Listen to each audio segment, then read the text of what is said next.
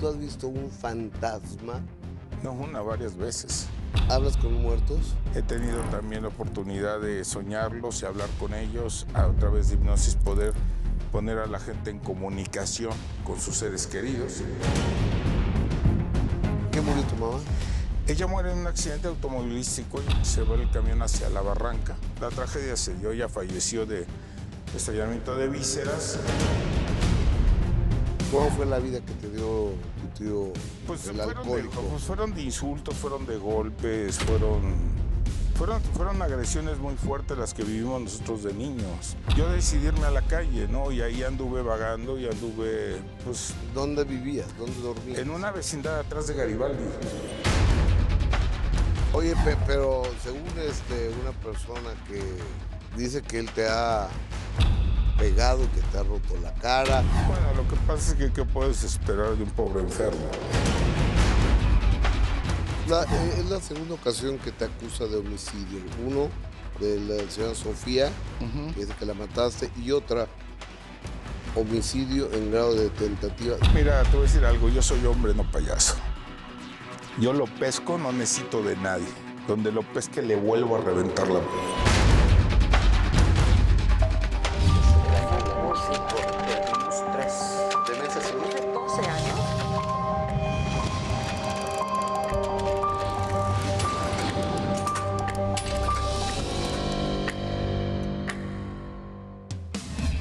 ¿Qué tal? Muy buenas noches, bienvenidos, bienvenidas. Gracias por hacernos el gran favor de acompañarnos en la emisión más de El Minuto que Cambió Mi Destino. Mi invitado esta noche es un hombre polémico que vive buscando evidencias de vida después de la muerte.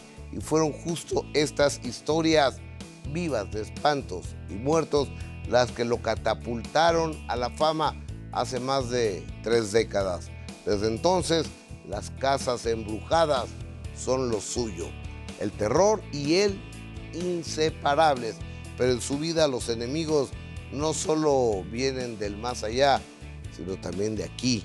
En el plano terrenal también ha tenido ajustes de cuentas que lo han llevado a la televisión, al ring e incluso a la cárcel. Un sobreviviente de cañitas, un cazafantasmas profesional. Carlos Trejo, buenas noches, bienvenido al Minuto que Cambió Mi Destino. Muchas gracias, Gus. Es un placer estar aquí contigo. Es tu casa. Quiero, antes de arrancar el programa, quiero ser serio y preguntarte, ¿tú has visto un fantasma? Sí. No, varias veces. ¿Lo puedes comprobar? Sí, claro. De hecho, he tenido la intención de ya juntar todas las evidencias de la investigación del fenómeno paranormal, que es la congelación de un fantasma. Ya tengo uno detectado que es lo suficientemente repetitivo, pero bueno, es una historia interesante que ya te iré platicando, pero sí tengo las evidencias. ¿Hablas con muertos? Sí. He tenido también la oportunidad de soñarlos y hablar con ellos a través de hipnosis, poder poner a la gente en comunicación con sus seres queridos. Tuvimos la oportunidad inclusive de resolver casos de homicidio cuando estaba el procurador Lechuga en el Estado de México y hace algunos años pudimos ayudar para resolver un homicidio. Mucha gente cree que eres un farsante, que nunca has visto un fantasma y que todo es un montaje y un choro. Al rato lo platicamos, ¿te parece? Claro. Pero vamos a empezar por el principio. ¿Quién es Carlos Trejo? ¿Cuál es tu nombre real? Mi nombre es Carlos Enrique Trejo Ávila. Carlos no sé por qué me lo pusieron, pero bueno. Y Enrique sí supe porque era el nombre de mi padrino, que era Enrique Rodríguez, una persona que pues siempre vio por mí, me apoyó mucho, me ayudó mucho y que hasta la fecha llevo su nombre con mucho orgullo, aunque todo el mundo me reconoce como Carlos Trejo. ¿Quiénes son tus papás? Mi mamá era Alicia Ávila. Ella fallece el 5 de julio de 1976 en un accidente automovilístico. A mi padre como tal realmente nunca lo conocí. Nunca supe real quién era. Pero al que yo tengo ubicado en mi mente en aquella época de niño fue a Guillermo Lepe, el compositor de la canción de Página Blanca y de otros boleros. Él era a su vez primo hermano de Ana Berta Lepe, y existía por ahí la relación también con Marco Antonio Campos, que era viruta. Fue una vida infantil bonita. ¿Lo quieres a señor Lepe? Es que realmente no lo visualizo tanto, porque sucedieron muchas cosas en mi infancia. Por ejemplo, al fallecer mi mamá, pues bueno, obviamente... ¿Qué edad tenías tú cuando falleció tu mamá? 11 años. Entonces, muy chiquito. No, olvídate, fue una tragedia terrible. ¿De qué murió tu mamá? Ella muere en un accidente automovilístico. Ellos iban para una caravana artística entre Saltillo y Monterrey. Se va el camión hacia la barranca y obviamente dio vueltas. Bueno, la tragedia se dio, ella falleció de estallamiento de vísceras y de ahí pues obviamente fue uno de tantos minutos que cambió mi destino. Claro, me supongo. Oye, ¿y quién te crió a partir de los 11 años? Bueno, de ahí mi abuela toma la custodia de nosotros 4, porque éramos 4 hermanos. Era Norma, la mayor, que ya falleció. Soy yo, Luis, mi hermano, que era sordomudo, que también ella falleció también. Y mi hermano Jorge, que él sigue con vida, trabaja conmigo. Y bueno, somos los 2 únicos hermanos que quedamos. Entonces pide la custodia y en eso hizo el trámite y recibe la herencia de mi mamá y se la dio a administrar a lo peor que pudo haber existido, que era un tío, hermano de mi mamá, que se llamaba Víctor Ávila, el cual hizo posesión de la herencia, pues un tipo alcohólico, un tipo nefasto. Pues ya te imaginarás la vida que nos empezaba a dar, ¿no? ¿Cómo fue la vida que te dio tu tío, pues el alcohólico? Fueron de insultos, fueron de golpes, fueron agresiones muy fuertes las que vivimos nosotros de niños, al grado que prefiero mejor irme a la calle a vivir. ¿En qué colonia vivías de la Ciudad de México? Yo nací en Santa Julia, mi hermosa Santa Julia, actualmente en la colonia Agua. ¿Cómo en Santa Julia? Entiendo que es una colonia popular y es una colonia brava, ¿no? Es una colonia de hermanos, es una colonia brava, es una colonia donde no se... Es de las pocas colonias que son unidas. Son familias ya de muy antañas, entonces cuando llega a haber un problema sale toda la colonia casi. Entonces son colonias que yo quiero mucho, que mantengo en mi mente con mucho recuerdo. Aunque actualmente pues vivo pues pegado a la colonia, me divide realmente una calle que es la colonia Popotla. Y ahí tenemos todavía un edificio que es que nos dejó mi abuela, pues como herencia, ¿no? Entonces se vino como herencia familiar, ¿no? Oye, ¿te vas a vivir a la calle a qué edad? Estaríamos hablando más o menos como a los 11, antes de cumplir los 12 años, ¿no? No había pasado ni un año cuando pues ya los golpes, los maltratos de este alcohólico. Y lo digo, no sé cómo decirlo, porque a fin de cuentas yo sé que hay mucha gente que es alcohólica, pero no es agresiva, ¿no? Entonces, bueno, es una enfermedad. Pero ya, por ejemplo, tener el alcoholismo, saber que te estás destruyendo a unos niños que realmente no tenían un futuro más que el que les habían dejado, pues no sé cómo calificar este tipo de enfermo, ¿no? Pero yo decidí irme a la calle, ¿no? Y ahí anduve vagando y anduve, pues... ¿Dónde vivías? ¿Dónde dormías? En una vecindad atrás de Garibaldi. De hecho, ahí, por ejemplo, yo boleaba, zapatos, ahí andábamos, o sea, andaba yo con los niños de la calle, ahí conocí en unos tacos. Luego duermen en hoyos y abajo de puentes. Fíjate que, eso, ¿no? te voy a decir algo, yo en una ocasión ahí en Garibaldi fui a comprar unos tacos y conocí a un señor que también marcó mi vida mucho, porque pues se le hacía raro, ¿no? Güero, ojos verdes, ¿qué es aquí? Entonces ya más o menos le platiqué la historia. Me dice, no, pues nosotros nos dormimos en una vecindad. Hicieron un hoyo en esas vecindades y ahí se metían la mayoría de los niños a dormir. Entonces yo me metí ahí a dormir. Pero qué dramático, ¿no? O sea, niños durmiendo en un hoyo de una vecindad. Sí, claro. O sea, es fuerte. Del centro histórico de la Ciudad de México, una de las ciudades más grandes del mundo, pegado a donde está la sede del gobierno de la ciudad y del gobierno federal. Pues pegado, ¿no? ¿Cuánto es de ahí al Zócalo? Nada. Pues de ahí, mira, No es nada, y sobre todo que, bueno, ahí te das cuenta, ¿no? Por ejemplo, las famosas campañas de que vamos a salvar a los niños, te das cuenta que es una mentira. Pero ese personaje, porque es muy significativo, como a los 2 días yo fui a darle las gracias, ¿no? Porque pues, de alguna forma pues, estaba arropado, ¿no? Y cuando entré a su lugar, a su cuartito, estaba un montón de periódicos y él con su cinturón de campeón, y estaba así. Entonces yo dije, oye, usted fue boxeador. Y me dice, algún día le podrás platicar a la gente que conociste al Pajarito Moreno. Yo no sabía quién era el Pajarito Moreno, hasta después, cuando conocí al señor Sulaimán, le comenté, me dice, es que él fue campeón de box en los años 50, fue una persona que fue un monstruo en ese tiempo. Y él me dijo una vez, me dijo, ¿sabes qué? Acuérdate de algo de mí. Tienes derecho a poner una rodilla en el piso, pero nunca las dos. Y es un refrán o es un dicho que me lo dio él, me lo donó él, y que hasta la fecha lo sigo llevando. De hecho, lo tengo tatuado en mi brazo, mira. Oye, ¿y ese Pajarito Moreno en qué te ayudó con esa historia?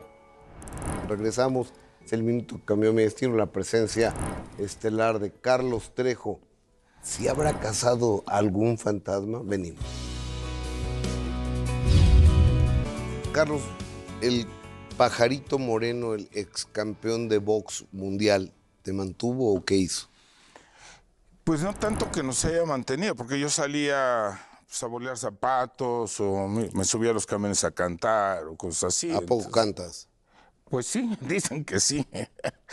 y y realmente fue un apoyo un apoyo psicológico emocional muy fuerte.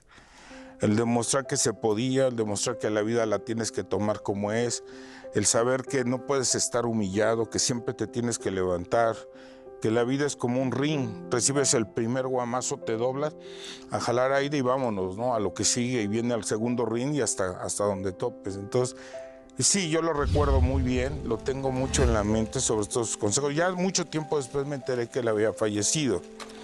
O sea, había fallecido y está igual, murió en unas condiciones muy, muy fuertes. Él ya no pudo salir de las drogas ni del alcoholismo.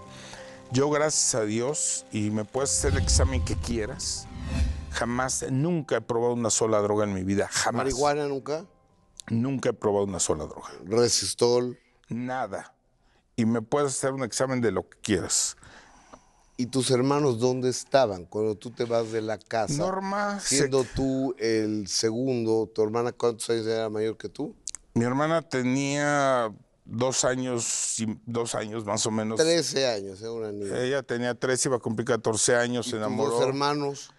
Luis estaba conmigo, mi hermano Luis estaba conmigo, mi hermano Jorge en ese tiempo lo había recogido su papá, o sea, Guillermo Lepe lo había recogido, se lo había llevado y después lo dejó con sus tías, con Laura y con todas ellas, ellos eran de Guadalajara, y lo dejaron ahí, y ya al tiempo después se lo regresan a mi abuela, con una carta que decía que no lo podían tener, que Guillermo...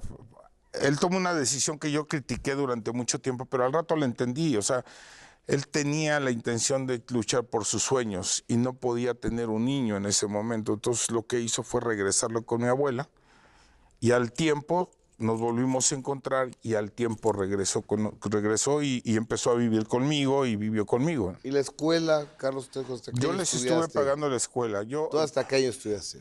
Tengo varias carreras. Yo, por ejemplo, empecé, mi tío Enrique me dio... O sea, pero carreras reales. Reales. O sea, yo tengo mi carrera.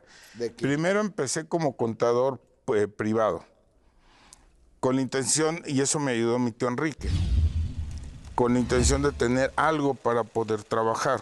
Y entré a trabajar a las tiendas Blanco, ahí en Tlatilco. Muchos recuerdos ahí de grandes amigos. ¿Eran de telas?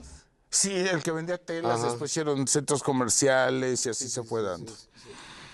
Después de ahí entré a Banpaís, en el año de 1982 entré a Banpaís. Ahí estuve como auxiliar de contador, después terminé como gerente de sucursal, porque me gustaba mucho estudiar, yo leo mucho, me gusta mucho. Para poder entrar a gerente tenía que estudiar, entonces el mismo banco, Banpaís, me beca y estudié la licenciatura en Derecho en la Universidad Nacional Autónoma de México. Después de O ahí... sea, es abogado. Sí. Titulado. Pero no ejerzo. Sí, pero no ejerzo. Pero titulado Sí, y todo. Titulado. Yo soy titulado y todo. Después de ahí estudié la carrera de contador público en el Instituto Superior de Estudios Contables. Y después empecé a estudiar la licenciatura en comunicaciones. Entonces, y en el 2016 recibo mi doctorado honoris causa. Entonces todo el mundo me dice, ¿por qué estudiaste? O sea, ¿cuál era la idea? Porque yo tenía terror a volver a quedar sin nada y no tener cómo defenderme ante la vida. O sea, para mí la infancia fue un minuto muy... Un minuto que cambió tu destino, por supuesto. Oye, incluso entiendo que tú estuviste con un padre, un sacerdote. Padre Chinchachoma. El padre Chinchachoma, sí, que era... Para la gente que no sabe quién es el padre Chinchachoma, explícanos. El padre, cuando vino Juan Pablo II, venía a conocer a dos personas, que era el padre Chinchachoma y a la Virgen de Guadalupe. El padre Chinchachoma... No, primero la Virgen. Bueno, el padre, la Virgen de Guadalupe y en fin, pero el padre Chinchachoma fue un padre que rescataba niños de la calle.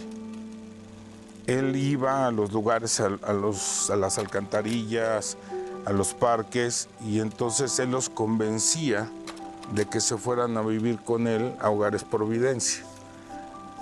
Ahí fue la primera vez que yo llegué con el padre Chinchachoma. ¿Y dónde están los Hogares Providencia? Esto está aquí en Coyoacán, exactamente atrás de lo que es el centro Coyoacán. Ahí se encuentran las oficinas de Hogares Providencia. ¿Y ahí vivías tú? No, estuvimos nosotros viviendo primero en otros lados.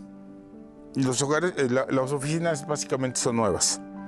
Él tenía la Candelaria de los Patos, ahí tenía una iglesia, ahí daba misa a él, y las misas eran muy concurridas porque su forma de darlas eran totalmente abiertas. Entonces ahí estábamos nosotros, ahí llegábamos nosotros, y poco a poco se fue extendiendo y fue un ser humano extraordinario, extraordinario. ¿Cuánto tiempo viviste con el padre Chinchachoma? Como un año, más o menos. ¿Te daba de comer? Sí, no, el Señor era una bendición, nos daba desayunar, comer, cenar, platicábamos con Él, nos ayudaban, entendía la forma en la que muchos estaban y el por qué estaban en la calle. Había niñas que, muy pequeñas ya estaban embarazadas, ¿no? Entonces, era un gran ser humano el padre. Yo siempre he pensado que es de bien nacidos ser agradecidos. ¿Alguna vez le retribuiste al padre Chinchachoma con esta historia? Regresamos después de una pequeña pausa comercial. Quizá es otros minutos que cambian el destino de Carlos Trejo. Carlos Trejo, ¿fuiste recíproco con el padre Chinchachoma? Mira, no te podría decir si fui o no fui. Yo cuando recibí las primeras regalías de la película de Cañitas, yo fui a Hogares Providencia, básicamente con el padre. Yo entré, volteé mi cheque y se lo cedí y le dije, aquí está. ¿Completo? Sí, completo. ¿Y una buena lana? Sí. Al tiempo me habló, me dijo, me gustaría que vinieras, yo fui. Junto a la alberca olímpica compraron una casa, tenía ya recámaras de niños, de niñas, hicieron una comida ahí y de repente pues salió la plática. Me dice, es que no entiendo por qué me donaste tanto dinero, o sea, ¿a qué se debió? O sea, ¿cuál era por qué?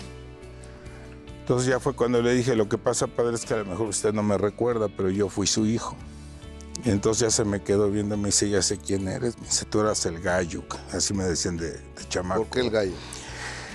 Porque siempre fui mucho de golpe, o sea, fui muy... Yo creo que la misma vida me llevó a ser en ese momento muy agresivo. Siempre fui muy, dado que yo veía una injusticia y sí la paraba, ¿no? ¿Sigue siendo de golpes? ¿Mandé? ¿Sigue siendo de golpes? Sí, no, o sea, sí soy muy... Yo sí me prendo muy rápido cuando veo una injusticia. Pero lo que hago es mejor me doy la media vuelta y me voy. Procuro evitar un problema y un conflicto.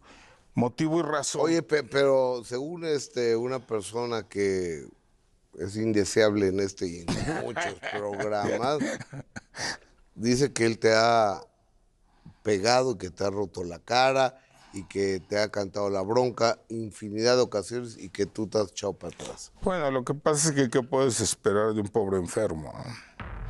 O sea, la primera vez que yo lo topé fue en Perisur, él iba subiendo las escaleras eléctricas, yo iba bajando, lo agarré, lo bajé y parte de toda esta dentadura no la tiene porque se la volé a codazos. De hecho, aquí tengo la cicatriz, mira. Aquí están sus dientes. La segunda fue en una rueda de prensa y como se lo dije, donde te tope te voy a traer a pan y agua, ¿no? Es una situación en la cual, por ejemplo, en mi caso, yo sí sé pelear. Pero regresemos a cosas serias. Entonces, tú le diste el cheque al padre Chincha. Sí, yo se lo di. Yo se lo di y se lo di como una forma de gratificación, de ayuda y de apoyo que me dio en su momento. En mi casa, gracias a Dios, el refrigerador está lleno, la luz está apagada, que es una gran ventaja. Y desde ese momento, desde lo que yo viví hasta la fecha de hoy, siempre hago muchas cosas a favor de los niños. Les hago su fiesta, por ejemplo, su cena de Navidad, regalamos juguetes, me voy a los hospitales a dar despensas o inclusive a dar cosas. ¿Lo haces de corazón? De corazón. ¿O lo haces para que veamos, ay, qué lindo es el cazafantasmas? No, yo no necesito quedar bien con nadie. Yo lo hago porque me nace, porque lo viví, porque sé lo que es tener una carencia, porque sé lo que es que alguien te tienda la mano, porque sé que es extraordinario cuando sabes que el mundo se está acabando, llegue alguien, te abrace y te diga, tú puedes, ¿no? ¿De qué vives? Yo, O sea, el día de hoy, en este final del 2022, a los 60 años, ¿tienes? 59. 59. ¿De Bueno. qué trabajas? Tengo las regalías de 10 de mis libros, el más famoso Cañitas. Actualmente tiene más de 6 millones de ejemplares vendidos. Sigue habiendo regalías de las películas. Sigo viajando, sigo dando conferencias, sigo haciendo reportajes, sigo haciendo festivales, por ejemplo. Tengo ahorita el del Festival Mágico del Terror de Carlos Trejo en Real del Monte. Todo eso me ha llevado a tener una vida tranquila. Sobre todo, y lo más importante, tranquila. Hago una pequeña pausa comercial, regreso con dos temas. Tu hermana, ¿por qué se pelea Norma y tú? No, con tres. Cañitas. ¿Qué hay en esa casa de Cañitas, en esa calle de Cañitas, en la colonia Popotla? Y tres, asesinas a tu esposa, venimos. ¿Cómo surge todo esto? Cañitas, entiendo que es el generador de... La punta de lanza. Del cazafantasmas, ¿no? ¿Qué es Cañitas? Bueno, Cañitas es la calle donde se encuentra la casa, donde se dieron una serie de acontecimientos sobrenaturales o paranormales. Esa historia viene desde pues, ya mucho tiempo atrás, inclusive yo se la llegué a platicar a amigos que convivieron conmigo en esa época, por ejemplo a Mario España, que le mando un abrazo. Se la llegué a platicar a mucha gente y que después sale el libro, pero salió el libro de la forma más rara porque yo traía tanto encima que decidí escribir la historia, pero no para publicarla, sino como una terapia. Después lo guardo en la computadora y por aras del destino llega una amiga, me pide la computadora, ya le iba a vender un carro a la editorial. Vio el libro, tomó el libro, se lo llevó a la editorial y cuando me hablaron tal cual es, ya me avisaron que querían que les diera la autorización para publicar el libro. Y dije, bueno, ¿a quién le puede interesar esto, no? Doy la autorización y se hizo un boom. Ahora, la primera persona que habló Pero tú te dedicas a vender carros, ¿no? Sí, siempre fui un excelente vendedor. Oye, pero no eran carros chuecos, robados. No, y eso. fue algo muy curioso. Un día tuve una etapa difícil, me salgo del banco y empecé a buscar trabajo como contador público. por aras del destino, llegué a Automotores Reforma y ahí iba yo como contador público, pero resulta que eran vendedores. Entonces le entrego mi solicitud a Joaquín Alanís, que le mando también un abrazo. Entonces Joaquín de repente vio y dice, oye, ¿tú estuviste en la Rafael Ángel de la Peña? No, pues sí. ¿En la qué? Rafael Ángel de la Peña, así se eso? llamaba mi primaria, la primaria. Dice, oye, no juegues, pues yo estuve ahí. Y por aras del destino resulta que éramos amigos. Ok. Entonces me dice, vamos a hacer una cosa, yo te preparo para vender autos y si no vendes los autos yo te pago el sueldo, no tiene bronca. Dije, va. Y entonces me fui a una de las plazas y empecé a vender, y se me facilitó mucho el poder vender autos y empecé a darme cuenta que las ventas eran extraordinarias y que podía ganar mucho más que teniendo un sueldo, ¿no? Y así empecé a vender autos y de hecho, una anécdota curiosa, llegó un señor muy trajeado, me dice, oiga, ¿cómo está esto de la camioneta? No, pues tanto por tanto. La cosa es que me dice, le tengo que pedir permiso a mi esposa, le tengo que avisar a mi esposa. Digo, pues me hubiera traído a la esposa.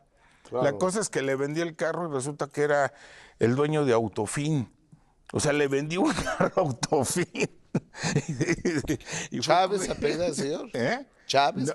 No, era Juan Antonio Hernández, el señor Juan Antonio Hernández. Y fui a reentregarle mi contrato a Autofin. Entonces, increíble. Y de ahí, bueno, empecé a capacitar a mucha gente, creé varias técnicas de ventas. Vamos, fue otro minuto. Okay. A ver, en las ventas, qué bueno. Pero, ¿por qué había cosas paranormales en la casa de Cañitas? ¿No sería producto de tu imaginación, no ha Carlos? habido una gran cantidad de gente que le ha tocado vivirlo, experimentarlo, fotografiarlos, grabarlos inclusive. El monje que se ve, un niño que está ahí. Vamos, hay cosas muy interesantes. Es una casa muy mística, muy misteriosa. La historia de ahí se remonta a épocas prehispánicas. Era un islote que era el antiguo islote de Popotla. De hecho, Calzameco, Tacuba, pues era un río, por eso no recto. Era un río que salía desde el centro histórico hasta Tacuba, que era también una zona... El pueblo de Tacuba, El pueblo de Tacuba. Entonces, desde ahí ya viene... ha sido muy místico. Yo creo que lo que vivimos ahí seguramente no fue una gran casualidad, sino creo que hay gente que a lo mejor ya tenemos cierto camino preparado o dispuesto. Cómo salió el libro, que fue realmente una cosa extraordinaria, pero yo ya venía investigando este tipo de cosas. O sea, a mí siempre me llamaron la atención. Desde 1980, que fue mi primera investigación, pues ahorita ya son 42 años. Entonces, ese día yo compré mi primera moto, me fui a Tequesquitengo, nos decían que ahí en el lago de Tequesquitengo había un pueblo hundido.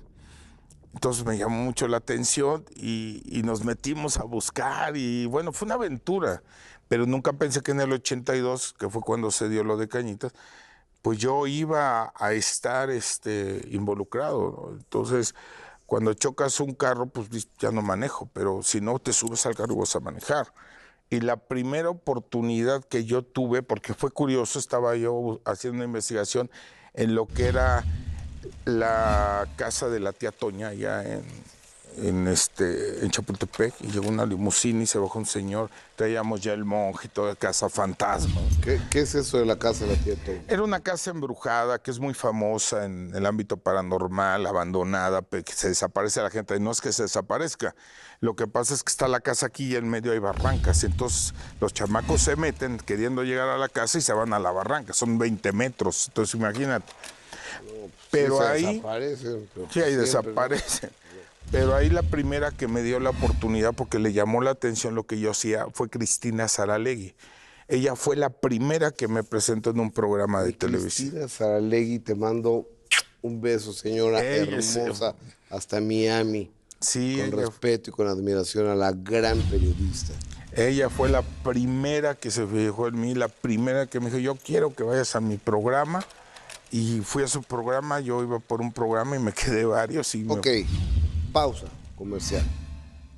¿Qué aparatos tienes tú que no tiene la NASA para encontrar? No, espérame, porque yo he visto que tienes unos aparatos que empiezan a sonar y dices, como el Chapulín Colorado, en buena onda, ¿no? Sí, sí, sí, Detecto sí. la presencia del enemigo y tú tienes unas cosas que detectan presencias paranormales, existen, o sea, sirven. Con esta historia regresamos.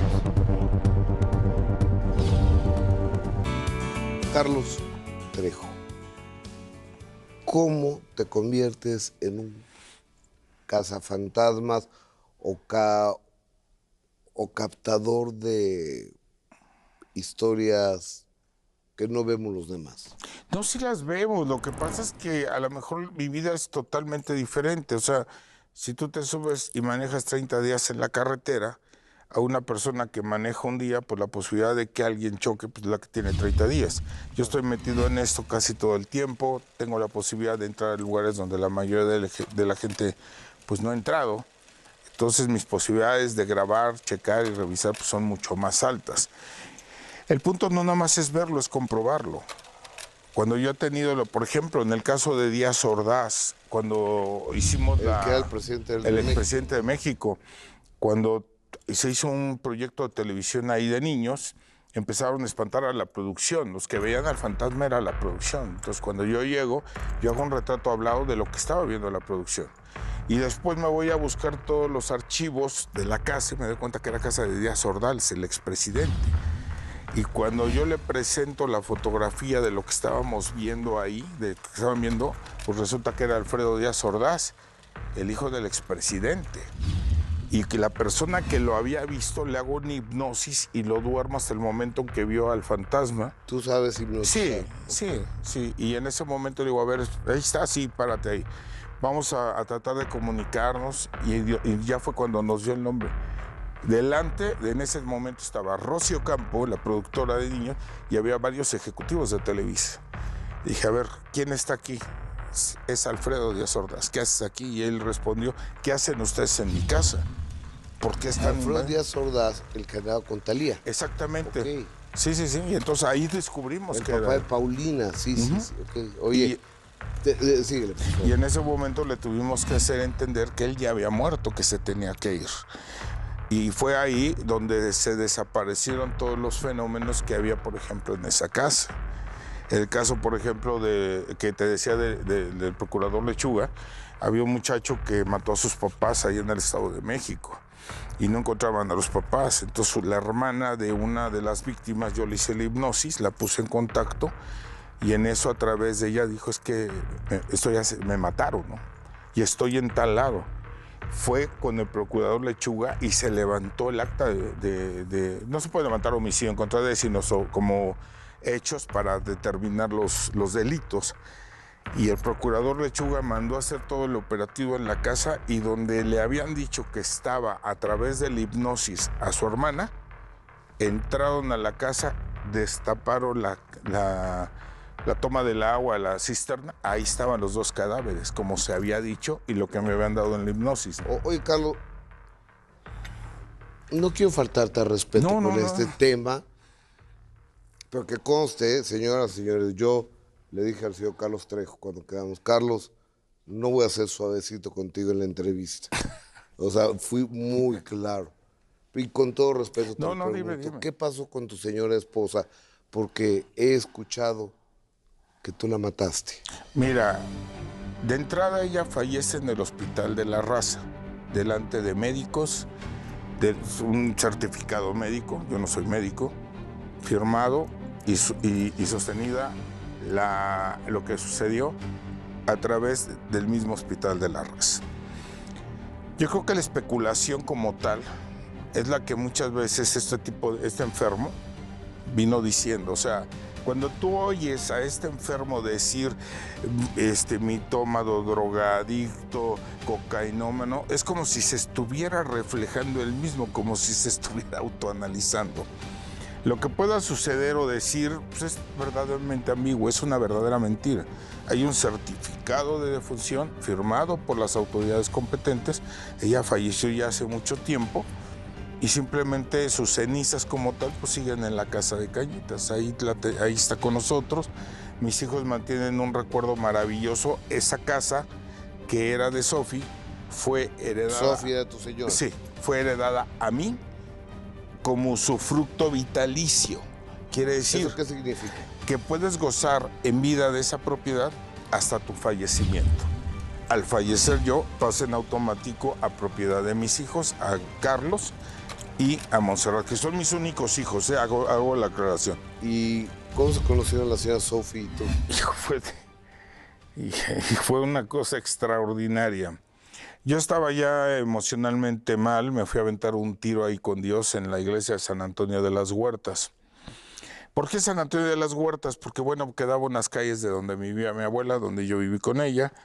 Ahí se casó mi abuela, ahí pues es una iglesia significativa y familiarmente hablando. Yo llegué con mi hermano Luis, traía mi caja de zapatos, entré, vi a Dios, le empecé a decir pues todo lo que un chamaco le puede decir a alguien. Yo no sabía que un día antes estaba tejiendo otra historia. Sofi se queda con esa casa porque al fallecer su abuela fue heredada para Sofi. Y Sofi, muy jovencita, pues ya no vivía con nadie, o sea, ella vivía sola en toda esa casa. Entonces tenía un novio que era extraordinario, era un tipazo, se llamaba Francisco Roa. Entonces ya habían acordado casarse ellos. Sofi, tu señor, la madre de tus hijos y este muchacho se iban a casar. Okay. Sí, ellos ya se iban a casar. Entonces fue Paco a dejarla, un músico extraordinario, fue a dejarla y dijo, mañana regreso para ir a ver lo demás. Al otro día, él ya no regresó a Cañitas, entonces Sofi se paró, fue a la casa, a buscarlos a la casa de la familia Roa y encontró que ya estaba muerto. Lo atropellaron en la calle de Marina Nacional. Entonces lo atropellaron y le dejaron físicamente tan mal, pues que lo estaban velando ahí. Entonces ella en desesperación, en todo esto que estaba viviendo, que se le vino, se fue a refugiar a San Antonio de las Huertas, porque ahí habían hecho una estudiantina. Ellos, como músicos, habían creado una estudiantina ahí. Se fue a refugiar a la iglesia. Sí. Entonces yo agarré, me paré y a la hora de que voy saliendo, ella entró corriendo, venía llorando y nos pegamos los dos. Entonces yo la vi llorando. Pero es como de película esto, ¿no? O sea, ¿no? Sí, fue algo muy extraordinario. Jamás nos volvimos a separar. Después ella empezó a ver dónde vivía hasta que un día me vio abajo de los puentes de Tacuba y tapándome con toda la banda. Y ya cuando... Son puentes bravos, o sea, hay gente brava. Muy brava. Sí. Y ya cuando llegó y me destapó, me dice, ¿qué, no tienes familia? Pues no. Ella fue la que me llevó a Cañitas, empezamos a ser novios, me enseñó a tocar guitarra, me enseñó a tocar instrumentos musicales, me ayudó a estudiar, o sea, realmente fue una mujer extraordinaria. Ahí volvió a cambiar mi vida. Minuto cambió tu destino. Carlos, ¿y qué pasa con Norma Trejo? Que además se parecen físicamente, sí. O sea, físicamente tú veías a la señora Norma Trejo y era Carlos Trejo con cabello largo. Mira, yo creo que hay que aclarar dos cosas. Yo cuando dije, y lo retengo y lo vuelvo a decir, esa no era mi hermana, porque no era la conducta de una hermana. Cuando yo empiezo a brincar, empiezo a hacer conferencias, yo los traje a trabajar conmigo. A Jorge, a Norma, yo quería que estuvieran bien. Yo quería que se quitaran ese estigma de todo lo que había sucedido. Pero al tiempo, ella empezó a alucinar el quererme quitar todo. Yo me voy de viaje, estuve en Inglaterra y en Londres haciendo investigaciones cuando estuve en la Torre de Londres, de lo de Drácula y todo. Y ahí se pegó con este enfermo, con el Adame, y la convenció diciéndole que le podía dar los derechos de autor del libro, sacarme. Y yo se lo dije a él, no te metas conmigo porque soy mal enemigo. Y empezaron a agredir, a atacar, y se pasó de vivo, por eso lo traigo. Hasta que un día, Adame se basó en una investigación mía que le proporcionó mi hermana de una famosa posesión que decían que no era posesión. Y demandan a Televisa por 80 millones de pesos. En ese ínter, cuando yo fui y declaré que esa investigación estaba perfectamente clara, porque a fin de cuentas se estaban vendiendo para hacer todo un show, pero la Adame no quería estar en cara porque le iban a quitar el programa. Bueno, para no hacerte el cuento largo, la única persona que podía parar esa demanda era yo. Cuando yo tenía que ir al reclusorio a testificar y a ratificar lo que yo ya había declarado, el Ministerio Público, la demanda se moría.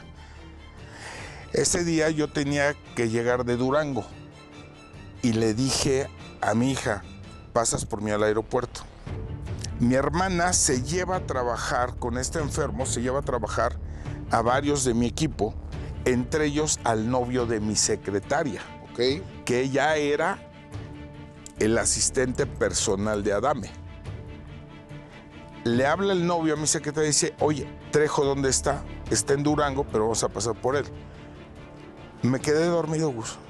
Es el único avión que he perdido en toda mi vida, el único. Cuando me habla mi hija, le dije, ¿sabes qué? Perdí el avión, me voy en la camioneta, te deposito, compra el árbol de Navidad porque era diciembre. Nadie sabía que no llegaba yo, la única que no sabía era mi hija. Se fue mi secretaria, el hermano de mi secretaria, mi hija, a comprar todo. Cuando llegan a mi casa, baja mi secretaria con las cosas para dejarlas en la casa de Cañitas, le vuelve a sonar el teléfono y es el novio, asistente de Adame. Avísale a Trejo que van a atentar en contra de él. Y se oye el disparo afuera de mi casa. Llegó un tipo, metió la pistola y mató al hermano de mi secretaria que venía manejando la camioneta. Pensando que eras tú. Pensando que era yo. O sea, ¿quién fue el culpable de eso? ¿Adame? No me queda más claro que yo, por eso es donde está la bronca. Para mí el único responsable fue Adame. Se le hizo muy fácil voltearme a mi familia. Se le hizo muy fácil atentar en contra mía. Hasta el día de hoy, como lo dije una vez y lo voy a seguir repitiendo, no lo voy a soltar. Mi mundo no va a girar en torno al odio hacia él, porque pues, solito se está destruyendo. O sea, simplemente, y actualmente te das cuenta que ya es una piltrafa humana. Un tipo que no tiene otra forma más que mentir. Y ahora, pues es un hazme reír. Es el bufón. Es hazme reír. Es el hazme reír. Pero sí. Fue un protagonista. Yo nunca he visto una novela de él, pero un protagonista de Es que no hubo, si te das cuenta, nunca fue protagonista de ninguna novela. Creo que sí, ¿no? No, nunca. Te pueden checarlo ahí todas las horas que dice que tuvo. No, son una mentira. La enfermedad que tiene este tipo es un sociópata. Es un sociópata. Dentro de lo que lo que es el sociópata está el odio a las mujeres. Si te das cuenta, por ejemplo, cuando se peleó con la familia del carro, el hombre venía manejando y la mujer venía de copiloto. Se fue sobre la mujer. Todos los problemas son sobre la mujer. El tipo está enfermo. Y lo que tú dices y alabo lo que tú comentas, ¿en qué momento la autoridad va a hacer algo? Yo no sé. Yo no sé en qué momento la autoridad, la Fiscalía de la Ciudad de México van a proceder con una persona que está desequilibrada mental y emocionalmente y además está armado de manera permanente, tanto con una cuchillo, daga o como se llame, y pistola. Yo no sé de pistolas, pero sé que trae una pistola. Y ahí, por ejemplo, y porque todo el mundo dice, ay, también Trejo tiene un hijo gay. Sí, tengo un hijo gay y lo adoro y lo quiero y lo idolatro y es la persona más bella del mundo. Amigo, el día de hoy, tú y yo venimos de otra generación. Claro. O sea, pero hemos tenido que aprender este comportamiento y lenguaje, incluso gracias a Dios y gracias a las nuevas generaciones. Mis hijos ya no, y tus hijos ya no lo ven así. No, claro que no. Y ahora, ¿qué edad tiene tu hijo gay? Tu hijo el mayor es el que es gay. Sí, él tiene 40 años. Es el único que tienes, pues. Sí, es el único que tengo. Te voy a platicar otra de ahí, otra más. Mi hijo tiene 40 años y el día que me dijo, papá, fíjate que mi situación es así, dije, eso no te quita el corazón. Al contrario, serás mi hijo toda la vida y te quiero y te adoro y no tengo ningún problema en ese sentido. Ve la diferencia, por ejemplo, de este enfermo, cómo atacó a su hijo, lo atacó, lo humilló y lo deshonró. Y todavía este grupo se atreve a subirlo a sus carros alegóricos. Yo no entiendo cómo la comunidad LGBTIQ+, lo nombró rey. Pues es una burla, ¿no? Yo creo que tienen que tener como si las mujeres lo nombraran el gentleman, el caballero. O sea, Mira, sería increíble eso. debe de haber un respeto para uno mismo. Y si uno quiere que respete a su comunidad, que yo se lo comenté a mi hijo una vez. Una vez yo salí con mis nietos del cine y pasó un camión y todos encuerados. Yo no tengo necesidad de ver eso. No. Perdón. Yo, o sea, yo también digo, la marcha de la comunidad del orgullo LGBT con señores encuerados enseñando los miembros a las 12 del día sobre pasar la reforma, yo creo que no es forma de pedir orgullo y dignidad. Oye, y con este tipo alabándolo, pues yo no sé, o sea, yo creo que debe haber un respeto, pero bueno. oye, pero espérame, yo quiero saber, después de la muerte de Sophie, de tu señora esposa, el día de hoy entiendo que tienes una esposa, o una pareja, o una compañera de vida. ¿Quién es? Mary. Mary es, yo se lo he dicho a la gente y se lo he comentado a todo el mundo. Yo no sé si Mary es el amor de mi vida, pero es lo mejor que me ha pasado en la vida. Ha sido una guerrera incansable, inclusive sabe más de mi vida que yo, o sea, ha entendido y ha comprendido muchos pasajes de Carlos Trejo que a lo mejor a mí se me complican poderlos descifrar.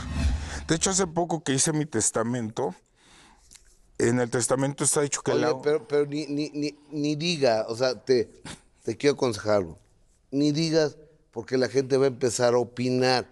Es que andan opinando, que porque Andrés García le va a dejar a Palazuelos y que si le va, o sea, ¿qué nos importa? Tú déjala que tú quieras tus cosas. Mira, de todos modos lo van a impugnar, o sea, no te preocupes. Mira, yo, por ejemplo, yo lo dejé muy claro con mis hijos, a mis hijos los heredé en vida. Y ahorita, por ejemplo, la que tiene la única autorización de hacer la historia de mi vida, que desde cuando la anda con esa idea, pues es Mary. Mary llegó en un momento extraordinario, son muchos años de comprensión. Tú la conoces. Sí. Una extraordinaria mujer, un extraordinario ser humano. Aparte, organizada, movida, atenta, pendiente de ti. Sí, sí. Yo no sé si esté pendiente del sol, la luna, las estrellas y los fantasmas, pero de ti está pendiente. Sí, es increíble, la verdad es que es una cosa extraordinaria, es una mujer bellísima, es una mujer que siempre está al pendiente, que sabe, inclusive se adelanta a mis pensamientos.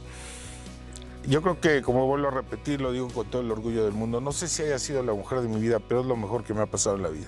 El cómo la conoces es un minuto que cambió tu destino. ¿No Sí. lo puedes compartir? Sí, claro. Pero tal cual. Sin censura. Tal cual, sin censura. Bueno. Al público les pido que pongan atención y además que seamos respetuosos y discretos porque es un tema muy fuerte. Adelante, señor. Bueno, Mary llega a la Ciudad de México con el sueño de ser actriz. Entonces, sus papás, Lino, su mamá, son unas personas, wow, o sea, es una familia muy, muy linda. Su papá maestro de escuela con un gran esfuerzo, pues le paga el que venga a la Ciudad de México. Aquí de alguna forma pues comía lo que podía, dormía donde podía, pero trataba de cumplir su sueño. Se fue a trabajar a la escuela de Patricia Reyes en Espíndola y no faltó una mujer maliciosa que vio que era provinciana, que era una persona muy limpia de corazón. Se hizo la enferma, ella va a la ayuda y se la lleva a su casa y la tiene secuestrada 6 años. Ahí no la dejaba salir, la tenía como sirvienta, la tenía cuidando niños y realmente fue una situación muy compleja. ¿Quién es esta persona? Esta Yatana, la que decía que la había golpeado y no sé qué. Yatana, que la Claudia, su nombre es Claudia, que era del grupo Mestizo, sí. ¿Que fue tu novia o tu pareja? No, fue mi novia. Yo no me volví a casar, hasta ahí. ¿Qué era tu novia? Mi novia. Entonces cuando yo fui al lugar y empecé a tratar con ella, bueno, yo veía algo muy limpio, no veía mayores situaciones, yo veía a Mary muy callada, muy tranquila. Y así quedó, entonces cada rato me pedía dinero. Y yo de corazón le dije, vivo solo, mi casa es muy grande, vete a mi casa, junta tu dinero y de ahí, pues paga tu enganche del departamento, ¿no? O sea, no pasa nada. No, hombre, Gus. Al ratito ya estaba en la popó de ella guardada con las fotografías de sus enemigos en el refrigerador. Textual, ¿eh? O sea, la brujería y todo ese rollo. Entonces... ¿A qué enemigos viste ahí? Pues había un chorro, estaba Adis Tuñón. A ver, Yatana tenía con estier, con popó de ella en el refrigerador una foto de Adis Tuñón. Sí. Wow. El accidente de su hija, donde tanto decía que había volteado y que había perdido a su hija y que la tuvieron que operar y todo eso, fue una mentira. Lo hizo únicamente para sacar dinero. De hecho, le sacó dinero a Tuñón, le sacó dinero a todo mundo. Era su forma vivendis.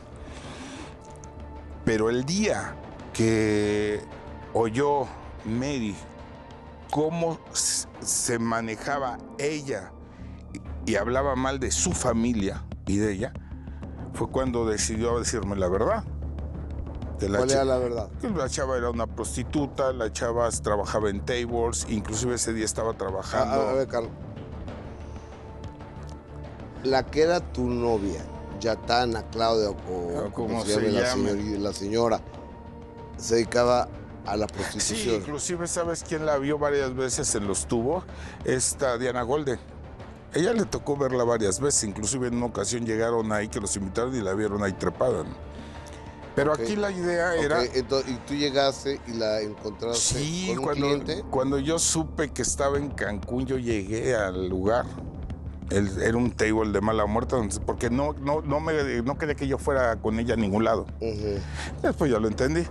Entonces, cuando yo llego y entro y veo, dije, ¿sabes qué? Agarras tus cosas y te vas. Y dicho y yo, agarró sus cosas y se fue.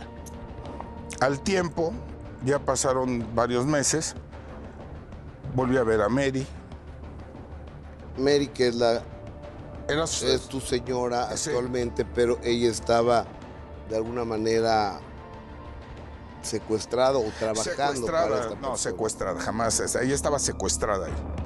Ya ella después estaba viviendo con una amiga de su mamá, empezaba a hacer su vida, empezaba pues realmente a salir. Entonces nos volvimos a ver y acompáñame a esto, acompáñamelo. Entonces un día ella me ayudó porque eran unos detalles increíbles. Haz de cuenta que yo llegaba a la casa y de repente me decía, ¿quieres comer algo? Y yo volteaba y decía, ¿cómo? O sea, tú te estás preocupando por mí de que yo coma algo. Entonces fueron muchos detalles que me empezaron a hacer más sensible y a darme cuenta que era era una mujer maravillosa, hasta que empezó la relación. Pero entonces cuando empezó la relación, se entera la otra y cómo podía yo andar con Mary. Y entonces salió con que la golpeaba, la amenazaba, la mandé al hospital. La tipa cuando cayó al hospital porque le ligaron las trompas, no porque estuviera embarazada ni nada de eso.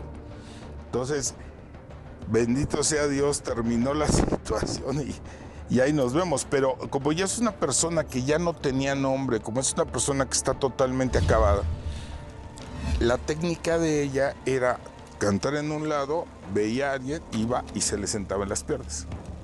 Y así agarró a otro y así se quedó. ¿Le guardas rencor a esta muchacha?